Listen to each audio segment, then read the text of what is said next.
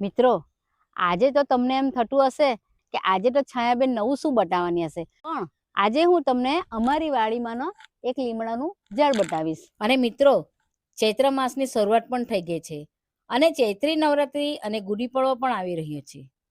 અને મિત્રો, આ લીમડાનું ઝાડ કેટલું ઉપયોગી છે તો તેના વિશે થોડું આપણે જાણી લઈએ. લીમડાની બધી જ વસ્તુઓ ઉપયોગી છે, જેમ કે લીમડાના પાન, લીમડાના મોર, લીમડાના દાંતણ અને લીમડા પરની ગિલોય. અને તેનો પણ રસ પીવામાં આવે છે. અને મિત્રો, આ મોરનો રસ શરીર માટે ખૂબ જ ફાયદાકારક છે અને આપણા શરીરને પણ ખૂબ જ ઉપયોગી છે. અને તે લીમડાનો રસ આપણે ગુડી પડવાના દિવસે જરૂરથી પીવો જ જોઈએ. કારણ કે શિયાળામાં થયેલા કફ વાયરસ આ મહિનામાં છૂટું પડે છે, એટલે રોજ સવારે ઉઠ્યા પછી લીમડાનો રસ પીવાની સલાહ આપે છે. હવે મિત્રો, આટલો તો આપણે તોડી લીધો છે.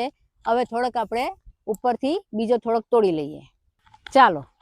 અને મિત્રો, ગુડી પડવાના દિવસે લીમડાનો રસ ખાસ કરીને પીવો જ જોઈએ, કેમ કે ગરમીનું પ્રમાણ ખૂબ જ વધી રહ્યું છે, જેથી લીમડાનો રસ પીવો ખૂબ જ જરૂરી છે, જેથી આપણા શરીરને ઠંડક મળે છે.